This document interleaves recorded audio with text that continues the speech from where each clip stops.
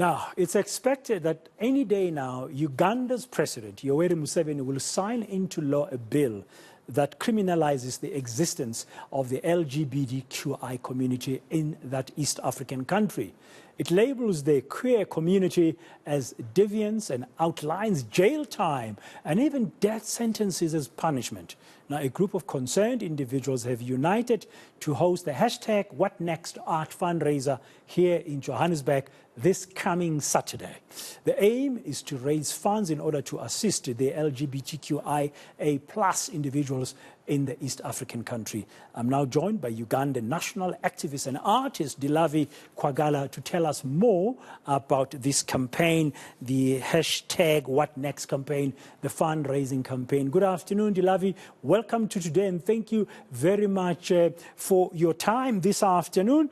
So the main purpose of this fundraiser, is it like to support the people on the ground in Uganda who are now faced with this prospect of this draconian law that is in front of President Museveni? Thank you so much for giving me space and time to share about this.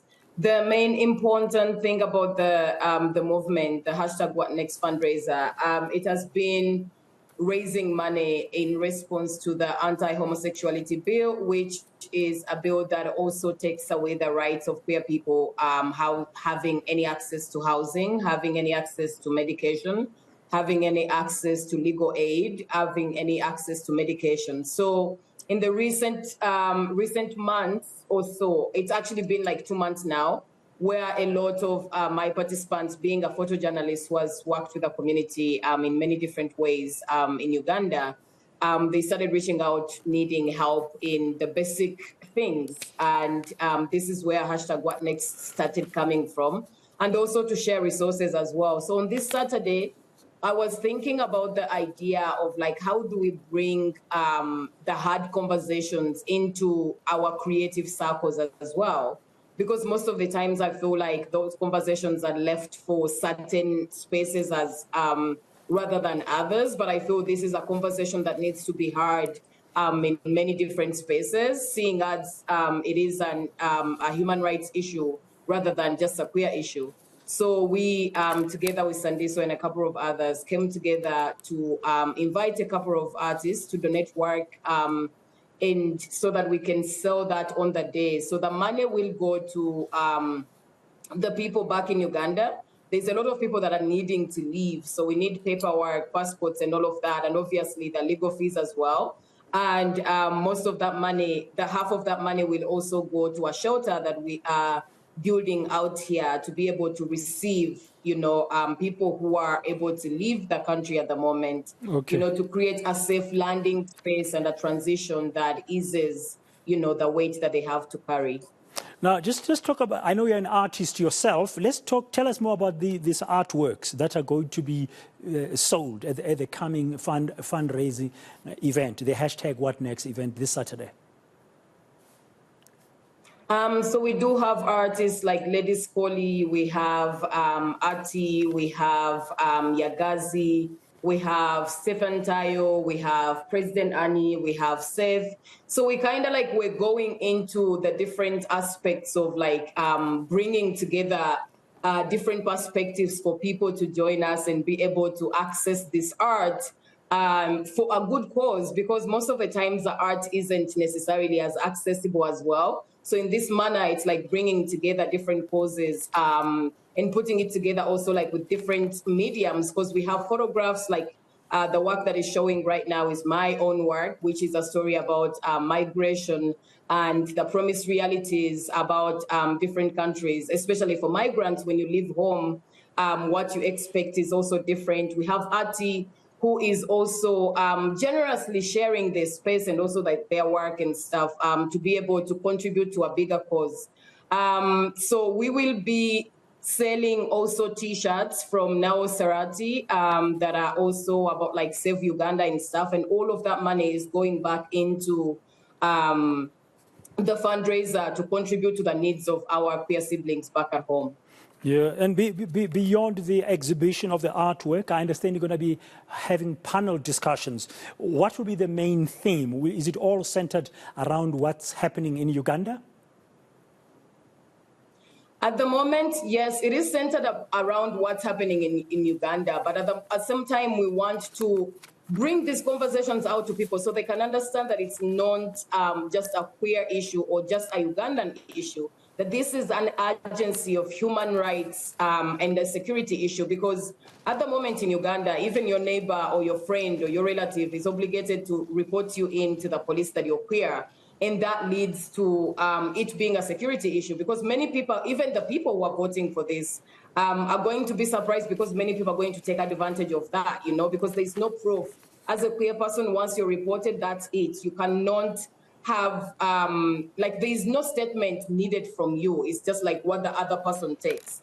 So lately, especially with the picketing that we've been doing, sharing memorandums at the UN and the Parliament of South Africa, urging world leaders to not be silent about this, and also to, you know, put pressure on Museveni to not sign the bill, but most especially also the Parliament of Uganda to lose this bill, because it has been used as a threat, you know, once in a while. Like, given this is over 15 years, every single time they want to distract people from what's happening, they use this bill, you know, they threaten us, you know, with the bill. And right now, the current situation at home, that even if the bill is not signed, people are still literally facing the violence that is happening on the ground. People are being thrown out of the houses, you know. And the other thing is the fact that even Ugandan landlords in Cape Town, you know, and in South Africa are also taking on to that and literally throwing away people that are in Cape Town, you know, as long as they're queer. So this is a security issue and a human rights issue, and we need to take it from the political parts of like what everyone is saying, but bring it closer to the people to understand that right now it is Uganda, but like the next day it's not going to be Uganda, because Museveni is also going around like using big platforms to literally wage war on homosexuality, you know, preaching this to be an African thing. So it is a ripple effect that is just starting from Uganda. It's a wave that is starting from Uganda, but it's going to leak onto this. And also, because these conversations, the youth need to be engaged in them to understand that we can hold, like we can still discuss and engage with conversations around the realities of queer living outside our bubbles. The panel discussion is bringing in Sylvester, who is from Uganda, an activist as well, a trans activist as well, who is struggling to leave the country because of visa issues. Even the gender markers, even when their names are male, their gender markers still says female. And we have craziness from Ghana, so we're bringing in all these different aspects and perspectives and lived experiences from different activists as well, to share knowledge and see how we can overcome this collectively in solidarity and allyship.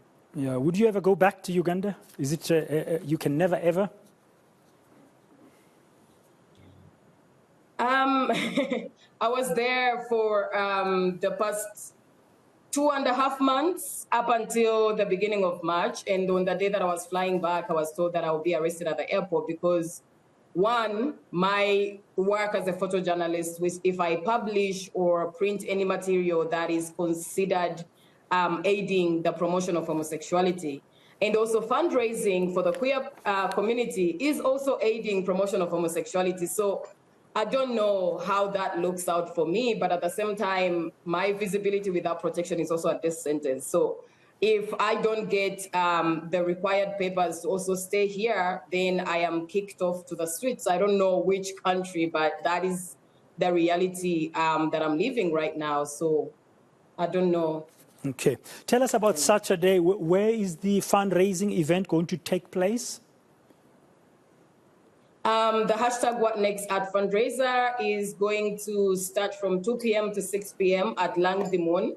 And we are excited to see everyone. Please come ready to buy art and support, and also learn a lot about what's happening, you know, beyond the borders. You know, we only have each other to stand together and, you know, for a bigger cause that is bigger than us. So I'm really, really, really excited to see all of you. We also have performances, movement performances, and also a music act.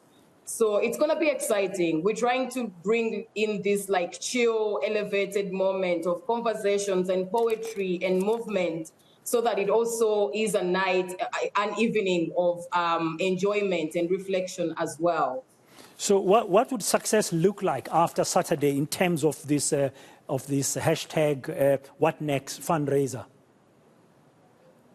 The truth is we need at least 1 million rands to be able to raise the money that we need to create a shelter here, and also to respond to the cases that are coming in.